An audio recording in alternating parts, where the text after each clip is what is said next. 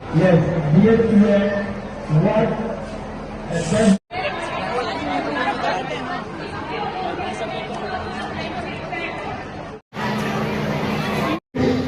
done by which is being assured by our director sir, and only in a few minutes the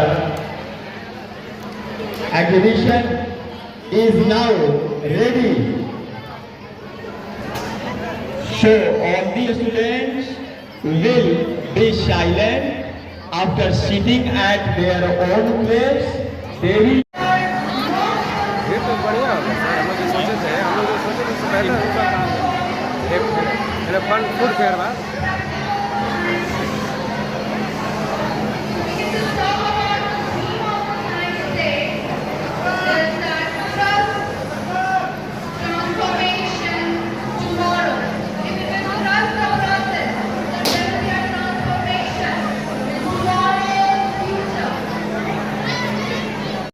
जो विज्ञान प्रदर्शनी मिला और खूब प्रदर्शनी का आयोजन किया है, उसके बारे में आपको कुछ क्वेश्चन मैं करूँगा।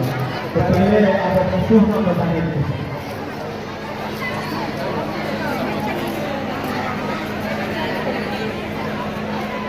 तो आपको विज्ञान प्रदर्शनी के द्वारा जो प्रश्न मिल जाएगा ये कैसे?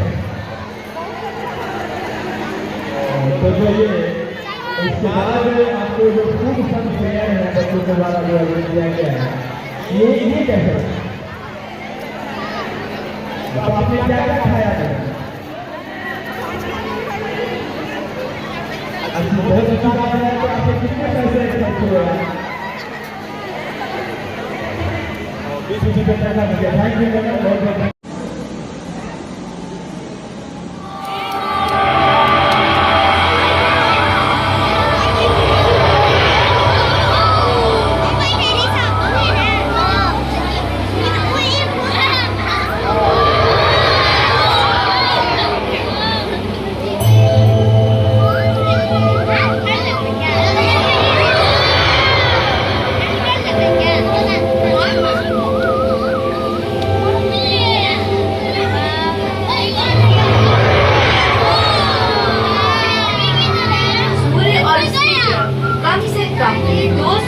सितारों की एक विशाल परिसर से संबंधित है जो हमारे आकाश गंगा को बनाते हैं।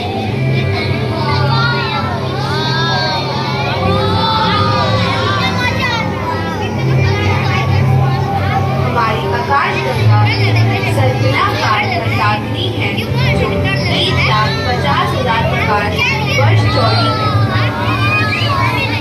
हमारे इस मंदाकिनी में लाल रंग के धूल का कुआं तारों की जलस्थली है। इस मंदाकिनी में विभिन्न विभिन्न रंगों के तारे दिखाई देते हैं। ये रंग इनके तापमान को प्रदर्शित करते हैं। लाल रंग का तारा कम तापमान को प्रदर्शित करता है। नारंगी और पीला उससे ज्यादा तापमान तथा नीला और सफेद सबसे गर्म तारा होता है।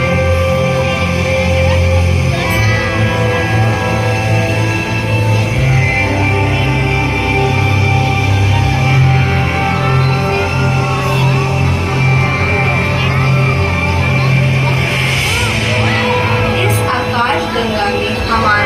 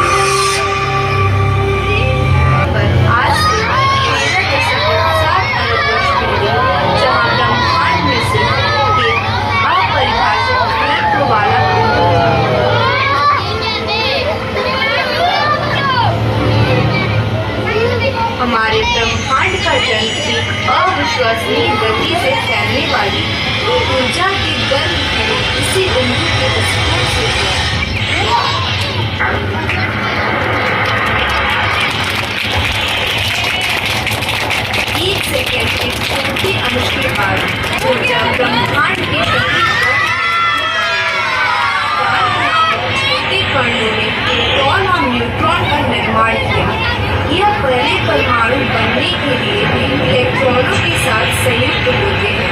परमाणु बदले में कार्य और आकाश गंगाएं बनाते हैं।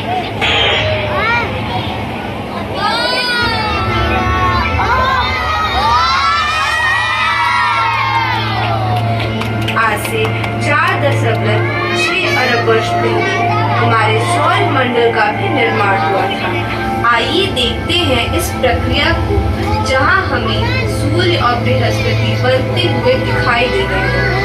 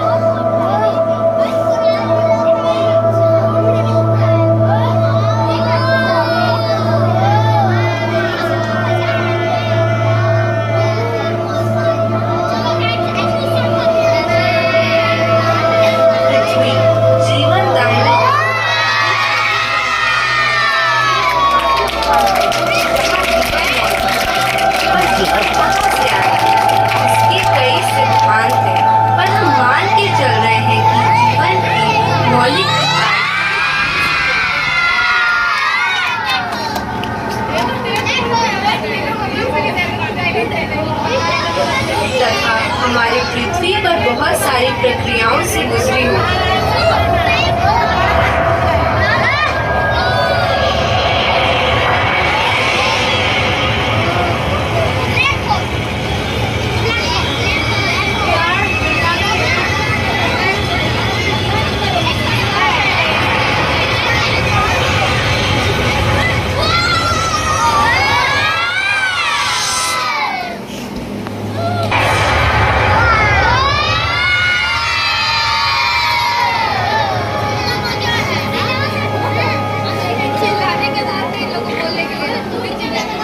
जहाँ सूर्य के प्रकाश, जल और अन्य तत्वों की उपस्थिति में पहले एक कोशीय जीव का जन्म होता है, फिर कोशिका विभाजन से बहुकोशीय जीव का जन्म होता है।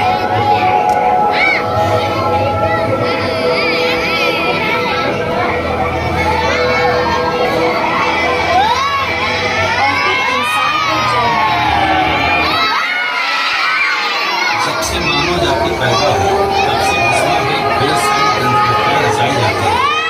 हमारी पूजा को नक्षत्र मंडल का अच्छा ज्ञान था।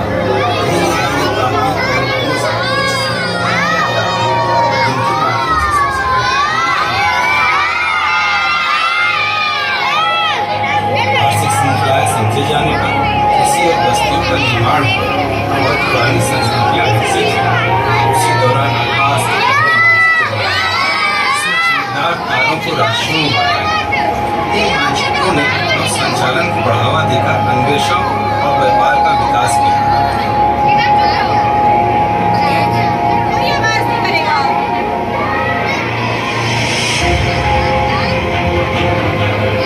लेकिन पहले खगोलविदों को आकाश में दिखने क्रम को बनाए रखने वाली संरचनाओं के बारे में कुछ भी पता नहीं था।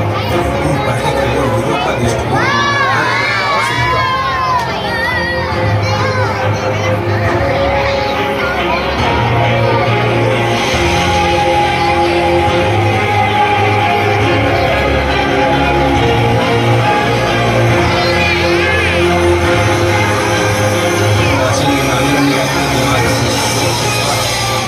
विज्ञान को तंत्र भाव से अलग करने की दिशा में पहले कदम उठाए।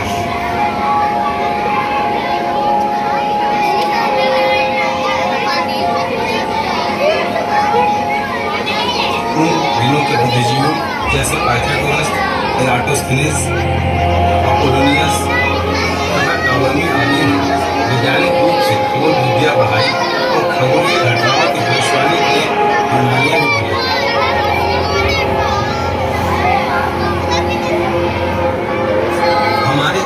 चारों ओर खगोलीय पिंडों के विचरण देखकर प्राचीन ग्रीक खगोलविदों ने भू केंद्रित प्रणाली बनाई, जिसके ब्रह्मांड के केंद्र में पृथ्वी थी।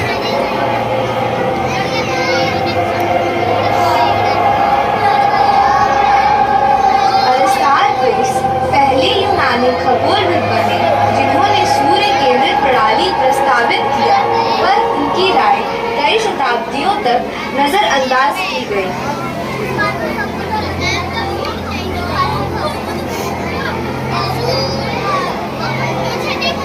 16वीं शताब्दी में ही कोपरनिकस और केपलर जैसे खगोलविदों ने अरिस्टार्कस के मत का समर्थन किया। डेनमार्क के टाइपो ब्रेहे के अवलोकनों को गणित के साथ जुड़ने पर सौर केंद्रित प्रणाली प्रबल हो उठी। इस प्रणाली के अनुसार पृथ्वी सहित सभी ग्रह सूरज की परिक्रमा करते हैं।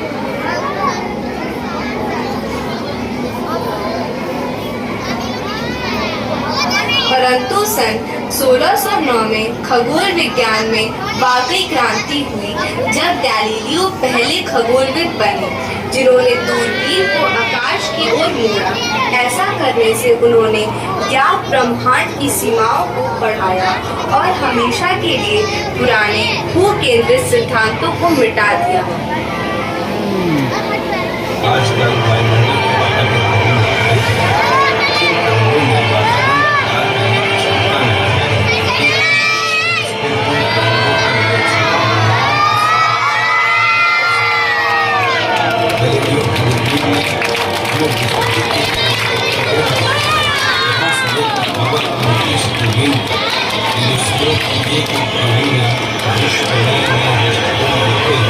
हमारे सिद्धांतों को चुनौती दी।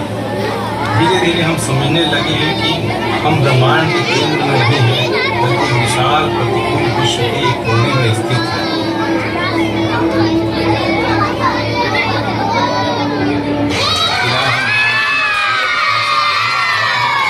जिसका आकार 15 लाख किलोमीटर से थोड़ा सा कम है और पृथ्वी से 15 किलोमीटर दूर स्थित है।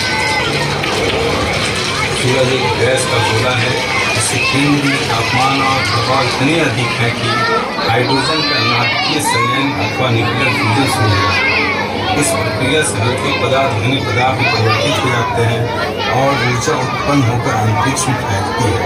यह ऊर्जा पृथ्वी को गर्मी प्रदान कर पोषण करती है तथा समुद्र एवं भूखंडों पर सभी जीव जंतु आश्रय ले पाते हैं।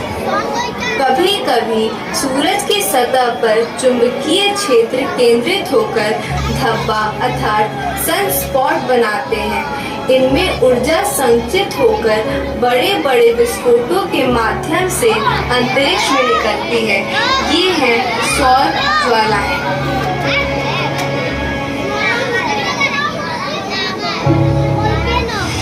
सौर ज्वालाओं के साथ ऊर्जा युक्त कण भी निकल सकते हैं। यह कण कभी कभी पृथ्वी तक पहुंचते हैं और दूरसंचार को अस्त व्यस्त कर प्रिय प्रकाश उत्पन्न करते हैं।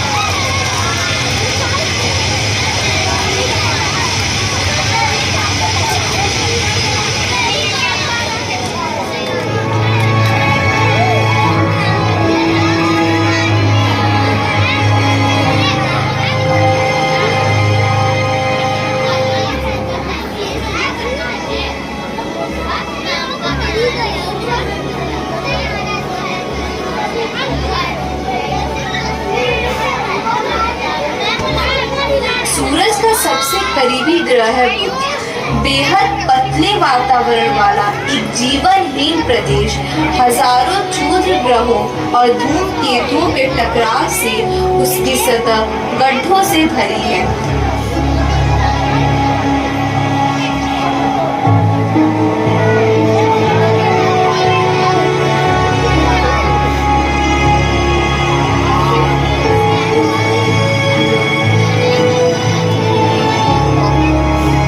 सन 2004 में वैज्ञानिकों ने बुध की निगरानी के लिए मैसेंजर नामक अंतरिक्ष यान भेजा। इस यान ने हमें बुध में बहुमूल्य विवरण और सतह के स्पष्ट चित्र भी प्रदान किए हैं।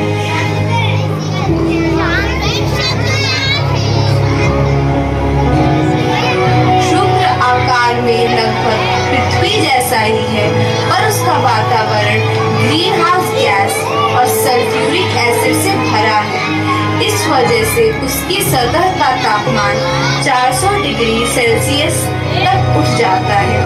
शुक्र पर प्रचंड भूगर्भीय प्रक्रियाएं होती हैं। अत्यधिक लावा प्रवाह उसकी सतह को निरंतर परिवर्तित करता रहता है। शुक्र की सतह हर 10 करोड़ सालों में इन प्रक्रियाओं द्वारा नवीकृत की जाती है।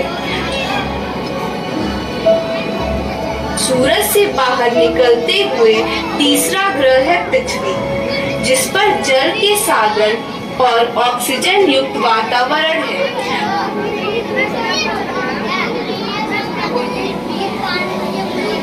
चंद्रमा हमारा सहज उपग्रह है। वह आकार में पृथ्वी से 4 गुना छोटा है और उस पर वातावरण नहीं है।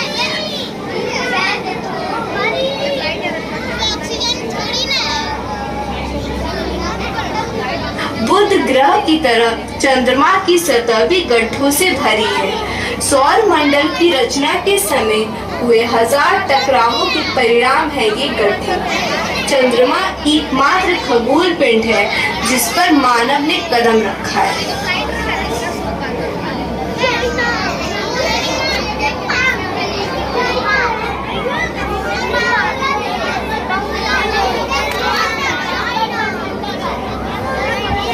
हमारे सौर परिवार का चौथा ग्रह मंगल, जो लाल ग्रह के नाम से भी जाना जाता है।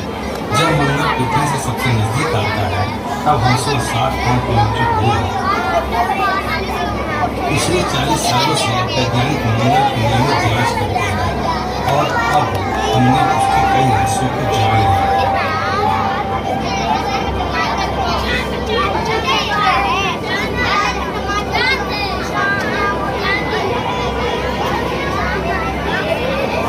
हमने दूर से उसके सतह के नक्शे बनाए हैं। इस पर कई गड्ढे, विशाल बड़ी की और गहरी घाटियां हैं। काफी समय पहले इस लाल ग्रह पर लगभग यकीनन जल था। सतह के नीचे छोटे पैमाने में और उधर जल बचा हो सकता है। हो सके वहाँ कहीं सड़क जीव है।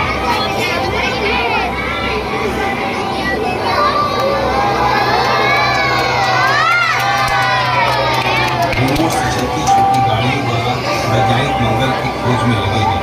मंगल ग्रह पर उनके मानव बृहस्पति है सौर प्रणाली का सबसे बड़ा ग्रह। इसकी चौड़ाई पृथ्वी से 11 गुनी है। उसका वातावरण जो ज़्यादातर हाइड्रोजन, हीलियम और मीथेन से बना है, बेहद घना और गतिशील है।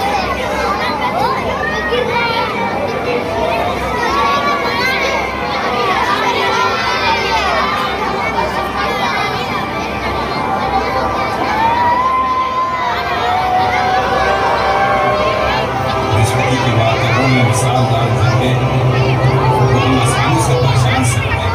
यह एक बहुत बड़ा चक्रवाती तूफान है, आकार में पृथ्वी से दुगना और जो सैकड़ों सालों से सक्रिय है।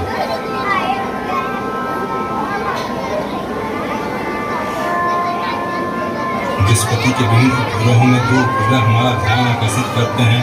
यह यूरोपा, जिसकी बर्फीली सतह के नीचे बड़ा जलयुक्त सागर है।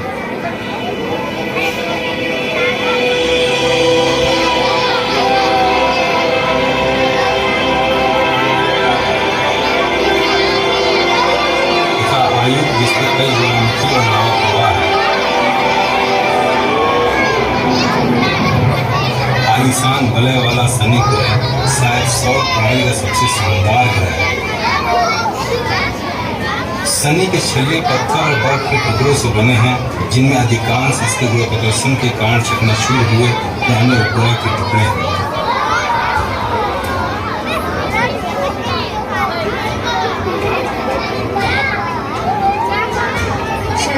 ग्रहों में से एक टाइटन दिलचस्प है। वैज्ञानिकों ने जाना है कि उसके वातावरण में कार्बनिक पदार्थ है तथा सतह पर तरल मीथेन तालाब है।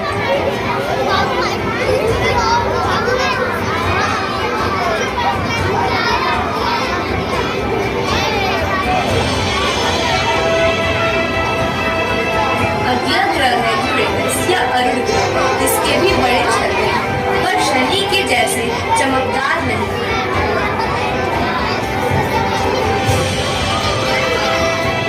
सौर प्रणाली का सबसे बाहरी ग्रह है नेपच्यून अथवा वरुण ग्रह। यह अरुण ग्रह की तरह ही दिखता है, पर इसका वातावरण बहुत ज्यादा सक्रिय। वरुण ग्रह के पार एक प्रदेश है जहां बौने ग्रह जैसे प्लूटो अथवा यंग, एरिस, मैक्रोमेटी और लूमियो की बड़ी मेखला में स्थित है। ये बौने ग्रह उनके सैकड़ों अज्ञात साथी तथा हजारों छोटे छोटे पिंड सौर प्रणाली की सीमा पर कैपर बेल्ट नामक एक बड़ी मेखला में स्थित है।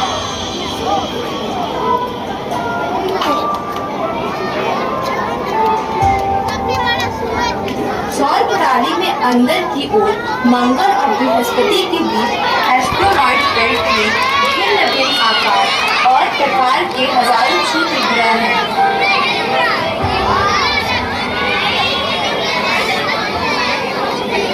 अंतरिक्ष यान इनमें से कुछ के पास गए हैं और उनके विस्तृत अध्ययन किए। एरोस नामक क्षुद्र ग्रह पर एक यान उतरा भी और उसकी सतह की विश्लेषण किया।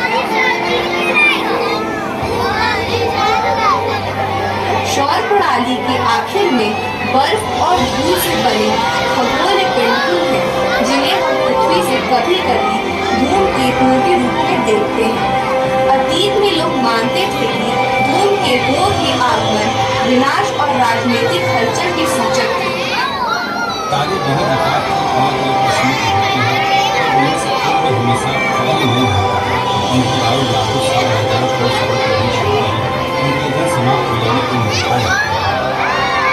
अक्सर उनकी मृत्यु प्रचंड रूप से होती है और उनके अवशेष होते हैं अजीब श्वेत कोने तारे, न्यूट्रॉन तारे अथवा कृष्ण विवर या ब्लैक होल्स।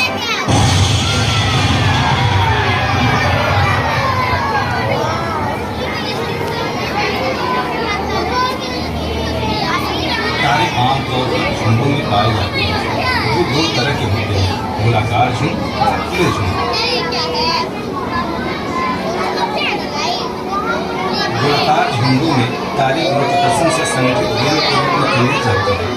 झुंड के अंदर तारे कहाँ कहाँ स्थित हैं, इस जानकारी गंगाओं में गोलाकार झुंड निवास करता है।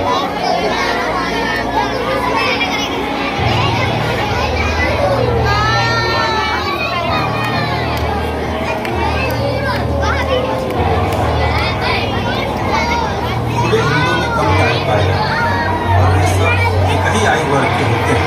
खुले झुंडों के तारे गुरुत्वाकर्षण से उतने बड़े नहीं होते। खास झुंड का चक्कर लगाते वक्त अन्य झुंडों या फिर गैस बादलों के गुरुत्वाकर्षण की वजह से ऐसे झुंड अपने तारे को खो देते हैं। अधिकतर खुले झुंड कुछ करोड़ साल तक ही बने होते हैं। तारों के बीच स्थित ध्रुव और इसके विशाल बादल बने हुए निहारिकाएं कहते हैं। इन निहारिकाओं की गैस में शामिल हैं हाइड्रोजन, हीलियम और अन्य आयनिक गैसेस। निहारिकाएं तीन प्रकार की होती हैं: रिफ्लेक्शन अथवा बिंबित निहारिकाएं, एमिशन अथवा उत्सर्जन निहारिकाएं तथा डार्क अथवा श्याम निहारिकाएं।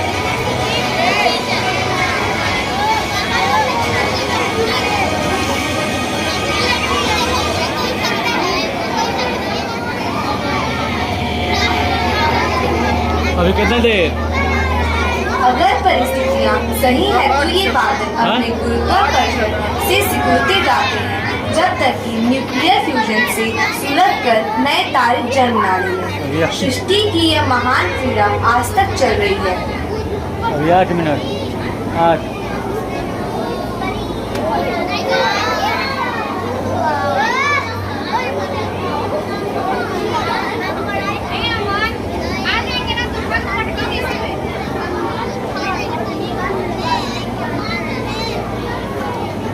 ग्रहीय निहारिकाएं एक तरीके की उत्सर्जन निहारिकाएं हैं। हमारे सूरज की तरह के तारे जब विकसित हो अपनी बाहरी परतें खोकर सफेद बौने तारे बन जाते हैं, तब ऐसी निहारिकाओं की रचना होती है।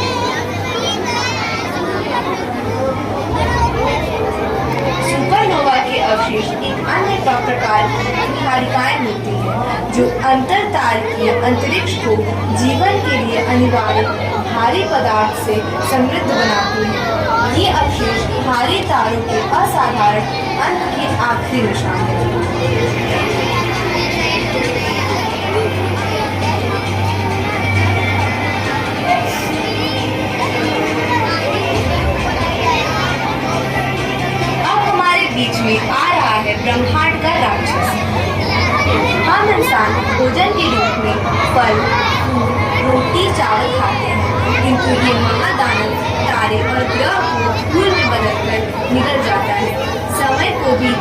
कर देता है। इस ब्रह्मांड के राक्षस का नाम है ब्लैक होल। इससे प्रकाश भी भाग नहीं सकता है और अत्यधिक गुरुत्वाकर्षण बल के कारण ही यह इस तरह का सब कुछ कर पाता है। ये पास आने वाले सभी पदार्थ निकल देते हैं और इस प्रकार अपना भार बढ़ाते हैं। ब्लैक होल में पड़ने वाले पदार्थ उनके चारों ओर अनुवृत्ति मंडल बनाते हैं। इस मंडल में तापमान और गतिज ऊर्जा इतनी अधिक होती है कि इससे एक्स-रे और गामा किरणें निकलती हैं।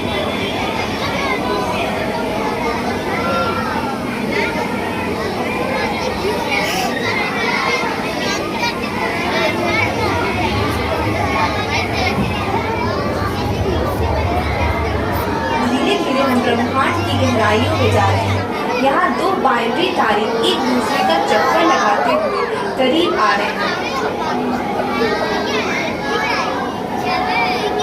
इस नजदीक आए तारों के बीच अचानक जोरदार टक्कर होता है, जिसका परिणाम प्रचंड सुपरनोवा विस्फोट होता है।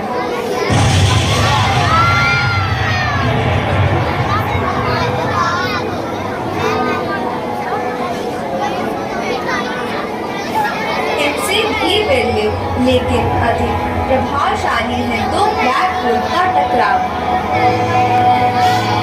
ये ब्रह्मांड की सबसे प्रचंड प्रक्रिया है और इनसे कल्पनातीत मात्रा में अनोखी ऊर्जा गुरुत्वाकर्षण विकिरण के रूप में निकलती है।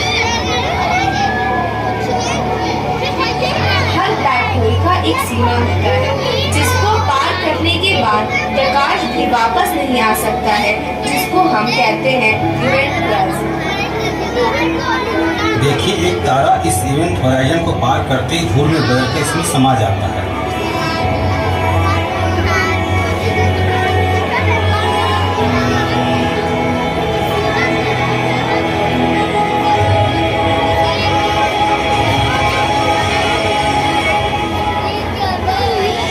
हमारे आकाशगंगा में बहुत सारे ब्लैक होल हैं।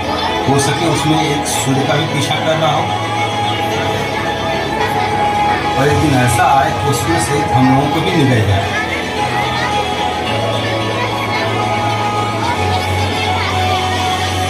शांत दिखने वाला हमारा ब्रह्मांड चारों तरफ खतरों से भरा पड़ा है। कब जाने क्या हो जाए।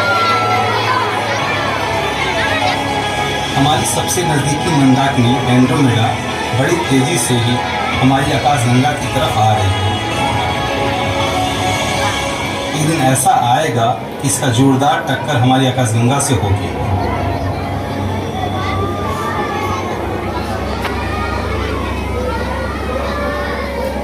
वैसे तो मंदाकिनियों की ज़्यादातर टक्कर खाली चली जाती हैं, किंतु यदि कहीं ये टक्कर आमने सामने की हो गई तो चारों तरफ विनाश हो जाएगा, एक महाप्रलय होगा और सब कुछ खत्म हो जाएगा।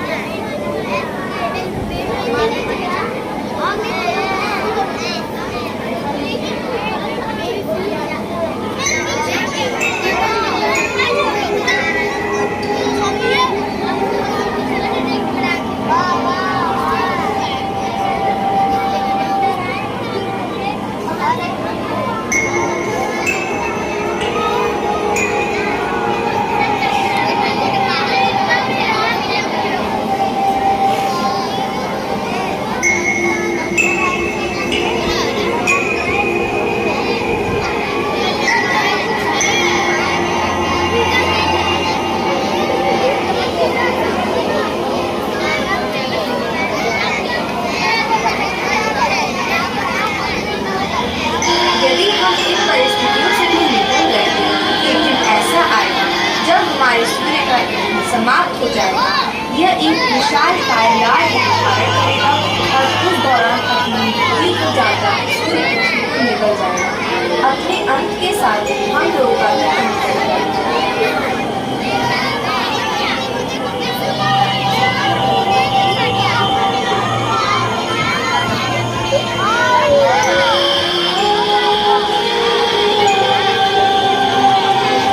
हम इंसान अपने गलत कार्य से अपनी पृथ्वी का तापमान बढ़ा रहे हैं। हमारी धरती बुखार से पीड़ित है और हमें इसके लिए दया भी नहीं आ रही है। हम ध्यान नहीं दे रहे हैं।